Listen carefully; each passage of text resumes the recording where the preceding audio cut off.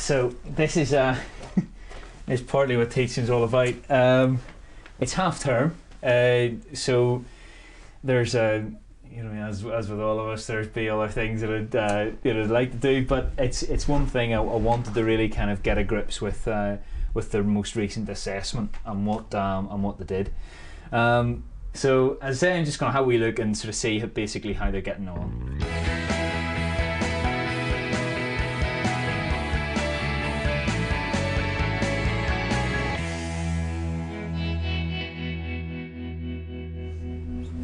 So what we're going to do is we're going to look at our last big assessment, okay? Why did William win the Battle of Hastings? Okay, and what we're going to do with that is you're going to have a look at some of the comments that I've put down, okay? Now, if you remember the comments, there should be things that you've done really well that I want you to remember, and one thing which I would like you to improve upon. Okay? Everyone will read their assessment and the comments that are at the bottom. Okay? Try to answer the question I've set as your next step. Justy, could you tell us what you've done? If Block G fell over, Harold would have won because all his troops were tired and worn out because they had a battle before that. They had a battle before, so therefore we've said that these troops were tired and therefore that's the big reason. Okay? Now that's brilliant, folks, and I know it's a bit messy. The kind of the thinking, but thinking is messy. It takes a bit of time. I think doing any kind of a assessment for learning exercise is going to be challenging, because by its nature you're challenging the pupil to do something beyond than what they were able to do before. It's not going to be that kind of perfect kind of, oh yes, I know exactly what to do next, because it's messy, you know what I mean? It is messy, and progression is messy. So we're just on our way up to see Sally Burnham. Sally and I did our PGCE together in Cambridge, so it's great that we'll have this opportunity to join one of her sessions. Wanted to go up with Esther and Simon, because she's been doing so many sort of interesting things, looking at assessment without levels, which is a very pertinent topic for us as a school at the minute. The real challenge of assessment is more and more these days, senior management are asking staff to use level descriptors as a way to monitor on every 2-3 week basis, perhaps on individual pieces of work. And with history, the level descriptors are so broad, they're designed to be used at the end of Key Stage 3. And so trying to use them for an individual piece of work makes them totally meaningless. Hello there. Hello, nice to meet you. Hi, I'm Esther. I'm Sally. Nice to meet you. Hello. Simon. Hello, nice to meet you. Hey, how's it going? Hello. Good to see you. How are you? Right. Yeah, bro, thanks, bro. Have a seat. We've got my two PGC trainees. This is Chrissy and Claire, and Karen, who works in my department with me. See, Sally, I brought my marking with me, so I thought we were all going to do it. Is that it? We don't do a lot of assessment. What we're going to talk about may be controversial.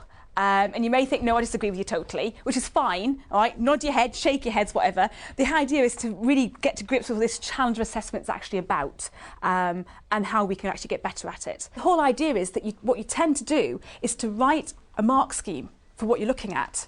You know what you're looking for. You know whether you're focusing on causation or interpretations, or you're looking at extended writing. Which bit is it you're assessing? And you focus your mark scheme in on that. Because if you try to take the levels encompass so many different things, but you're not marking all of those things. Have parents been happy with that though? I mean, if at parents' evenings, if you're not able to actually give a firm kind of attainment where they are, the parents been satisfied with just saying, well, they're doing this well, but they can do this better, or do they want a certain grade to be able to reflect on?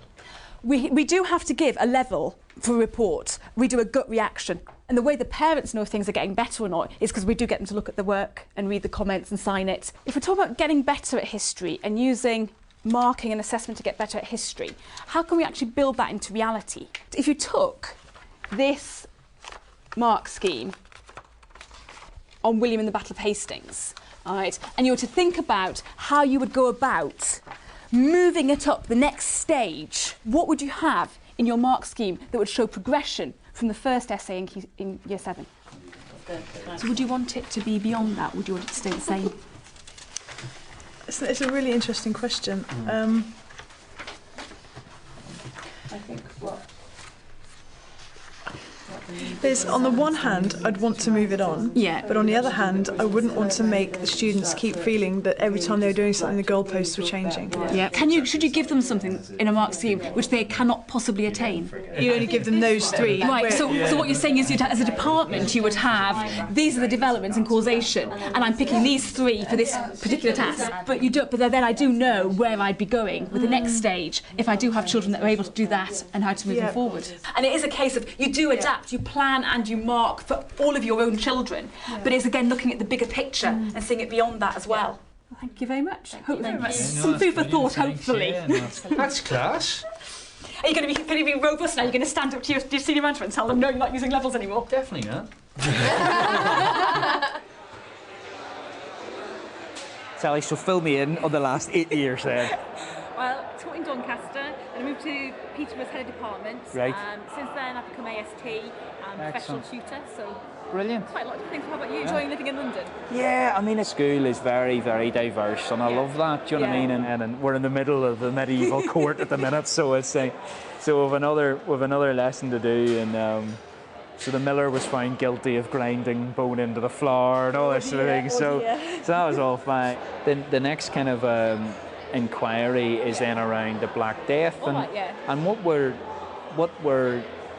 looking at doing is nearly continuing their character basically, but the way we're going to look at that is going to be sort of what would make a really good Black Death story, which is an inquiry that most of us use. You're going to have a sort of a mark scheme. Definitely. So mark scheme. And then no, because I think with the Black Death one, it's a more formal assessment, so therefore we do have that mark scheme.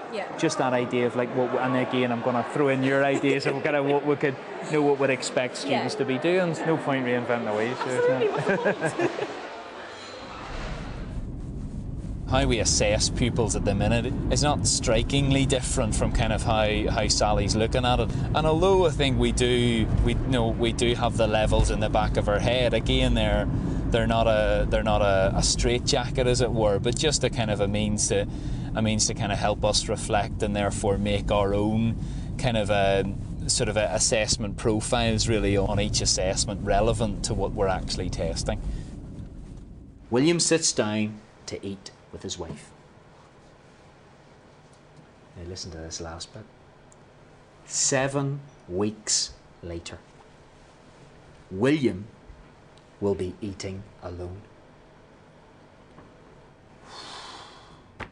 What about that for a story?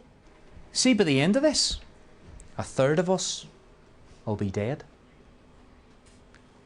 Doesn't sound too good. Okay. Now, Black Death came to the village. William's wife died. They killed another woman, Mad Agnes, and that was it. Is my story better? It hasn't got much detail, so this story has a bit of detail, right? Okay. In terms of assessment of the Black Death story, what I'm looking at is a number of things. At the lowest level, I want that they understand the progress of the Black Death. At the second level, I want them to start building in the short-term and long-term results. Then at the next level up, I want them to really build in a lot of this information from the medieval village, comparing things within the same period but across different inquiries, if you like. And then at the highest level, this issue about the importance of underlying causes. Would people have been happy if the bailiff had have died, and those sorts of things show a very good contextual knowledge. Some people thought that the air was full of bad omens. Others thought that maybe strangers came around with bad news. So the people tried to kill the strangers. Another apparent rumour was that there was a smell in the city that was causing the Black Death. That's all I've written so far.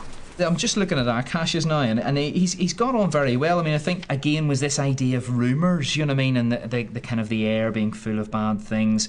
The good thing is he's kind of very much talking as a medieval person would. These people were really scared, and therefore the fact that he's perhaps pointing that out then is that's quite significant. The other thing that he's beginning to talk about is he's beginning to talk about this idea that for the survivors it was quite a successful thing, and he's explained in quite a bit of detail about the issue of rising wages and those sorts of things, and that's quite interesting. No, certainly I think looking at the books, I mean, I don't think it's all about what's written in the books, of course, but yet to have some sort of capturing of thought which is in there, I think does show their progress. I think this is a good example. What I think a medieval village looked like, what we're getting is 3 igloos, a road and some grass. So that's pretty much what we know about medieval villages. Now, in terms of where we've come now, well, suddenly it's I've been involved in making a very accurate manorial court role play. It was accurate because of these reasons. There are problems with finding out about ordinary people because they don't have important roles to play, and therefore it's harder to find out things about them. Well, that's brilliant. Do you then tell me have you told your mum what we've been doing this term? Really not. Okay, so what topic have we been doing? Or what period of history have we been doing? Medieval times. Medieval times, right. And then we did one big assessment so far. And what was that on? Why William won the battle. Why did William win the Battle of Hastings? So what was one of the big reasons William won? Because he took the initiative. He took the initiative, okay. Can you tell us what you mean by that? Like when Harold's men thought they won with William's supposed retreating. Yeah. And then his men went down, and then William then formed a circle to slaughter Harold's men. What do you think of that? Hey? Historian in the making or what? Yeah. Tanvir, how do we think things are going in history? Fine. Fine. Yeah. How do we know that things are going fine? Because it's interesting. Right. I enjoy doing medieval things. Really, really pleased with how Tanvir's getting on. And as I say, what the next kind of series of things is called synthesis. So it's bringing things together, okay? And that's you really then coming to your own decisions. And that shows that you're really progressing, okay? Right. Jordan. In Jordan's oral work, I'm very pleased with how he's getting on. He's explaining things in detail. He's saying this is the most important reason, or he's asking good questions. He had to play the part of a medieval priest, and he did that really, really well. I think when it comes to the written work, what do you think? So bad. What? So bad. Oh, no, don't be saying that. Jordan's very able. And I think his written work isn't reflecting the thinking that he's doing. Okay? Is that fair enough? Oh, come on. Have I said anything unfair? No. Are you sure? Yeah. Some of them have made excellent progress. Some have made good progress.